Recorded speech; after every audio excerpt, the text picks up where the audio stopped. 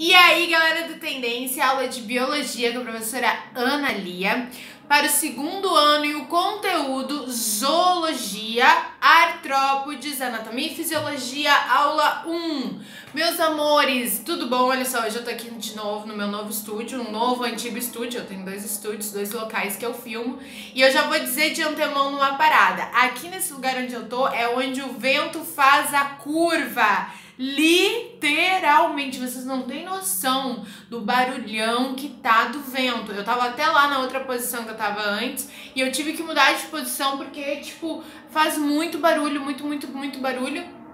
E, ó, então, quer dizer, se vocês ouvirem uns barulhinhos aí, ó, não se incomodem. Aliás, peço desculpas, mas é só o vento. Eu acho tão legal, tão lindo inverno, vento, só que agora quando eu fui filmar realmente se incomoda um pouquinho. Mas a minha voz é mais alta, eu tentei gravar com o microfone, só que o microfone capta melhor ainda o som do vento, então eu achei melhor assim, tá meio eco, vai ter vento, mas a gente o quê? Toma um mate, a gente faz um chocolate quente pra assistir essa aula, fica no clima inverninho. E agora há pouco estava chovendo, fazendo sol e com vento, ou seja, tudo ao mesmo tempo, que coisa linda!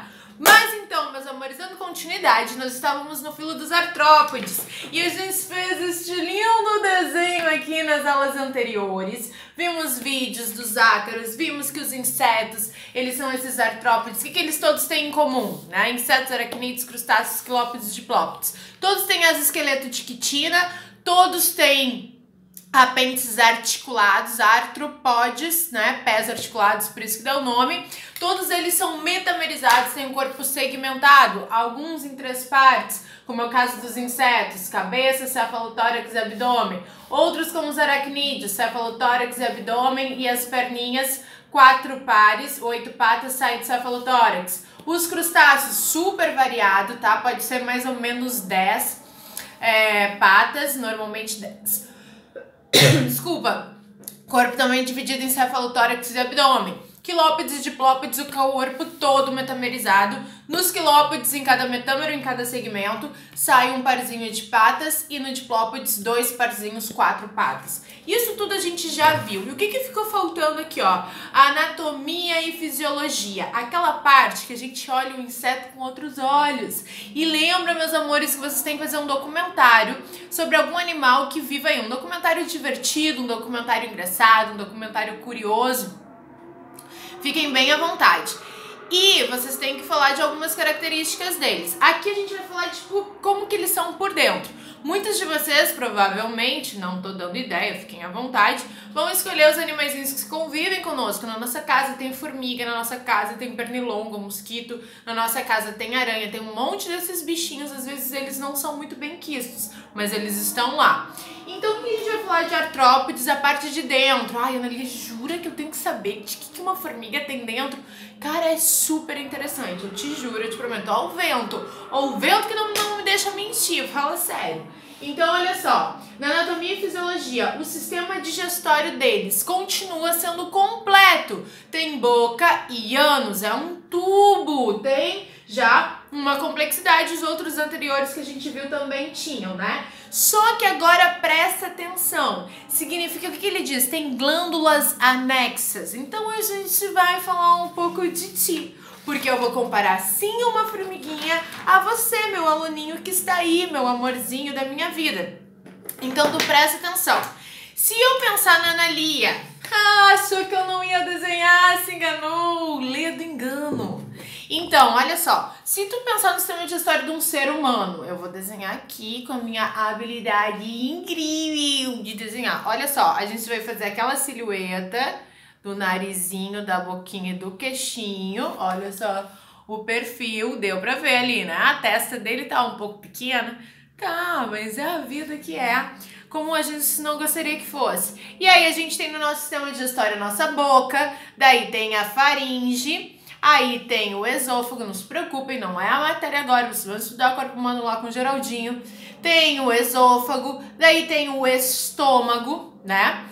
E aí depois do estômago tem o intestino delgado, que são muitos e muitos metros de intestino delgado, que a gente viu lá dos nematelmintos e alguns platelmintos se prendem ou estão no intestino delgado, e depois termina no intestino grosso, que é só uma voltinha aqui, ó.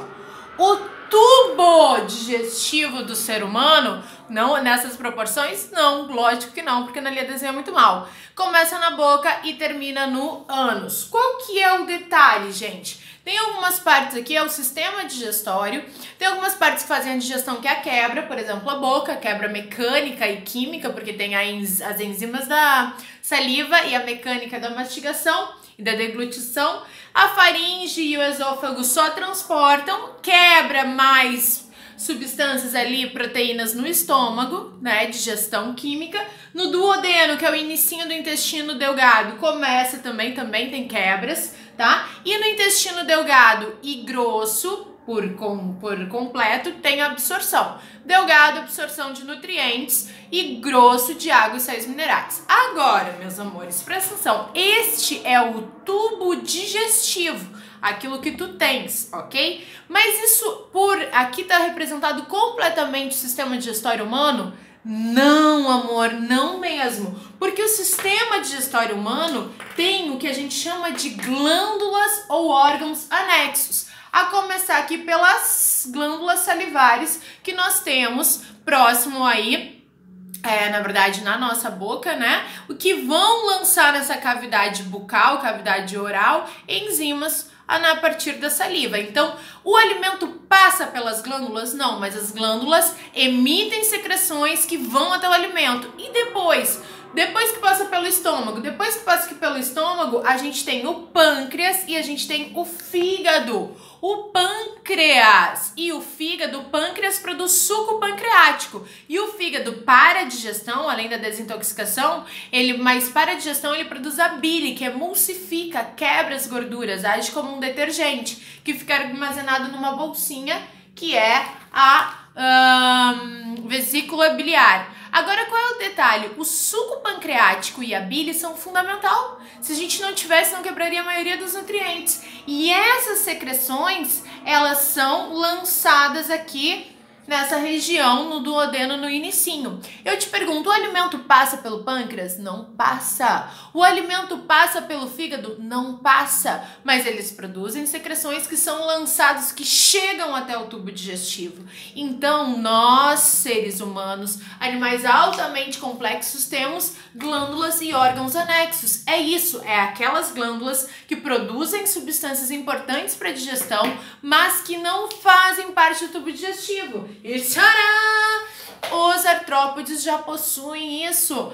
Alta complexidade. Eu comparo com o ser humano, porque daí tu vendo o ser humano é mais fácil de entender como é que funciona a digestão e ação para esses artrópodes. Que mais então, ó, completo, tubo digestivo com regiões diferenciadas e glândulas acessórias. Essas glândulas aí que têm a função de produzir enzimas que vão até o alimento.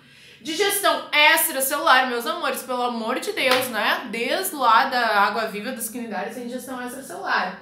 Peças bucais para manipular e triturar os alimentos. Gente, a gente tem insetos que são, por exemplo, os mosquitos, que são sugadores, eles picam as pessoas. Existem insetos herbívoros, tipo o gafanhoto, que são trituradores, mastigadores. Existem insetos que são polinizantes, precisam ter uma linguinha para lamber um néctar. Dependendo do animal, vai ter uma estrutura bucal. A gente vai ver isso nos próximos slides, tá? E, inclusive, a gente vai ver vídeos aproximados da boca e olhos dos artrópodes, principalmente insetos. Sistema circulatório, agora presta atenção. Quando a gente estudou as minhocas, a gente viu que elas são animais extremamente desenvolvidos e que elas possuem sistema circulatório fechado. O que significa? Que o sangue circula pelos seus vasos sanguíneos. E agora, qual é o detalhe aqui? Eles também, as minhoquinhas comparando, elas tinham a capacidade do sangue carregar o seu oxigênio, porque existiam pigmentos no seu sangue que carregavam esse oxigênio. Certo?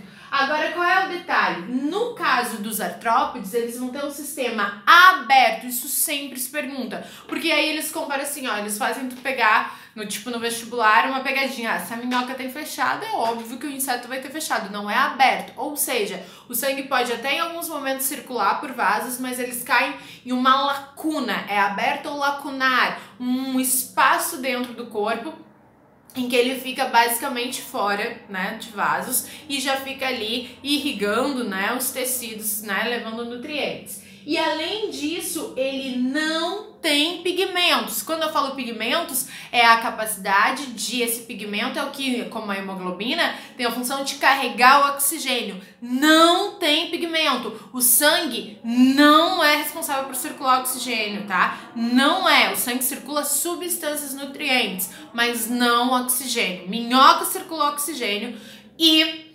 os artrópodes não. Então, o nome desse sangue se chama hemolinfa. E agora eu te pergunto, você já esmagou uma baratinha? E eu não consigo, gente. Me chamam de medrosa, me chamam de tudo, mas eu vejo um animal, eu não consigo matar. E é medo, é respeito, mas eu vejo uma barata, eu me mato de medo e eu peço pra vir alguém me salvar. E aí o que acontece? A barata, galera, quando tu esmaga ela, sai um líquido. E esse líquido é a hemolinfa, é o sangue, mas não é um sangue vermelho, às vezes é amarelado, esverdeado, tá? Então aí, tá, vocês nunca mais vão esquecer, vocês vão dizer, olha só a hemolinfa saindo. E que fique claro, eu não quero nenhum documentário de morte de animais. Não quero nenhum documentário em que animais apareçam sendo mortos. A não ser que seja uma crítica, tá? Sistema respiratório. Agora para! Isso é tri importante. Branquial são os crustáceos, animais aquáticos. Inclusive eu tava vendo ali o Nosso Planeta, aquele documentário no Netflix que é bem interessante, tava aparecendo a parte de água doce. Águas doces, é o episódio de água doce. Aí tava aparecendo uns insetinhos que vivem embaixo d'água, tipo uns insetos, né? E eles vivem embaixo d'água, então tem inseto aquático. E eles são comidos por uns patinhos que mergulham e caçam eles, tá? Então não existe inseto aquático, é bem raro. Mas todos que são aquáticos é branquial. E agora, gente, o caso dos insetos e muitos aracnídeos é traqueal. O que é sistema respiratório traqueal? Parece uma coisa muito difícil, só que não. Olha só, se você observar aqui, ó, o que são as traqueias? Se tu for pensar no ser humano, vamos de novo desenhar, Analia. A gente adora os teus desenhos. Desenha. Desenho pra ti. Se tu fosse desenhar uma traqueia do ser humano, o que a gente ia desenhar? Um caninho principal que é bifurcado em determinada região e aí se transforma em brônquios quando é bifurcado, depois ele se bifurca novamente em vários outros que são os bronquíolos e isso aqui são os pulmões. Então a traqueia do ser humano é digamos assim, um canal apenas, e aí obviamente ele se liga lá no nariz e na boca da pessoa, né, nas vias aéreas superiores, mas é apenas um. E quando tu pensa na respiração traqueal de um inseto, parece que é um só que não. Traqueias são esses caninhos que se espalham por... Epa! Caiu tudo. Que se espalham por todo o corpo do animal. Tá vendo aqui, ó? Traqueia. Vários caninhos. E esses caninhos captam oxigênio do ar, tá? E já desembocam diretamente nos tecidos do animal. Não é que nem o nosso caso, que vai para um aparelho que espalha para o sangue. Não. São múltiplas traqueias espalhadas pelo corpo e essas traqueias desembocam, por isso que o sangue não precisa carregar esse oxigênio, porque o oxigênio chega direto nos tecidos, que devolve gás carbônico e já sai pelas traqueias. Então agora vamos pensar no nosso dia a dia, o que a gente faz com os animaizinhos. Espera aí que eu tenho toque, parece que não, mas se cai um negócio eu não consigo deixar no chão. O que a gente faz? Tá cheio de mosquito no nosso quarto. Ou tu tem medo de pisar na barata e aí tu vai e taca ali um inseticida. Quando tu tá tacando inseticida no inseto, no aracnídeo, o que tu tá fazendo? Tá aqui com esse BP, ó. Ai, falei o nome da marca, né? Com inseticida. Mas o que acontece? Os tóxicos, o que tu tá fazendo com o animal? Tá matando ele sufocado, porque os tóxicos vão entupir entupir essas traqueias aqui e ele respira por todo o corpo, afinal, porque ele tem várias traqueias. Então esse tóxico vai chegar aqui e vai levar direto pro tecido dele, ele não vai conseguir nem fazer a respiração natural e ele vai estar inalando por todo o corpo uma toxina que vai direto nos tecidos e vai matá-lo.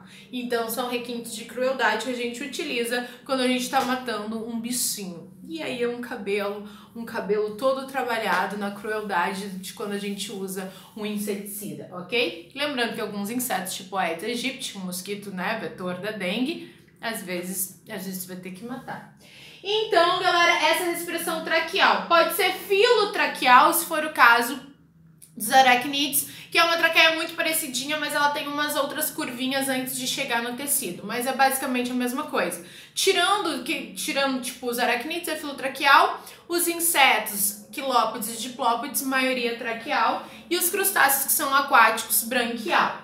E o sistema excretor, pra gente terminar, que é muito interessante e muito pedido. Isso aqui é um gafanhoto visto de perto. E olha só, como é que é o sistema excretor? Eles vão ter principalmente os insetos, quilópodes e diplópodes, túbulos de Malpighi, que a gente chama, que é o intestino, aqui vai antes do intestino, mas o sistema excretor dele, antes de desembocar as excretas no intestino e ser eliminado no ânus, ele vai ter essas prolongações que parecem um polvo ou uma estrela. Essas prolongações, elas vão captar as excretas dos tecidos para desembocar aqui no intestino e ser liberado. Esses túbulos de Malpighi são extremamente pedidos e cobrados. Então, tu tem que saber que o túbulo de Malpighi são essas estruturas em forma de polvo que capturam os nutrientes. Lembra que o intestino costuma ser muito grande, espalhado pelo corpo do animal, e essa foi a forma que eles se desenvolveram. No caso dos artrópodes, dos insetos, é isso aqui. Dos aracnídeos é a glândula coxal. Vai também ter esse formato meio que estrelar para capturar as excretas, que vai desembocar em um caninho e vai ser eliminado em algumas das coxas das tantas pernas que a nossa amiga aranhazinha tem, tá? E agora, o mais interessante que eu acho são as glândulas antenais ou glândulas verdes, que são os crustáceos. Se você for ver naquela tabelinha, a gente tinha visto que os crustáceos têm 2 pares, ou seja, 4 antenas. E 2 pares, pelo menos, servem para a excreção. Então, eles eliminam suas excretas por essa antena. A antena é oca, então vai ter a captura aqui das excretas. As excretas vão sair lá pelo poro excretor, pelas anteninhas. Então, aquela história é verdade, que camarão faz cocô pela cabeça, ou que não dá para comer o cocô. A cabeça é que, na verdade, as antenas é que liberam as excretas. Só que pensando, né, que as excretas, elas vão ser... a nossa questão, por exemplo, do camarão, pensa no camarão, que é um caso de Florianópolis, que é pescado em locais de poluição. Então não vai ter a poluição, as fezes humanas e tudo mais, não vai ter só nas excreções, vai ter em todo o corpinho dele, porque ele vive nesse ambiente, se alimenta nesse local poluído. Então, né, a antena é o de menos possível. Beleza? Fechou? É isso aí e vamos que vamos, até o próximo vídeo.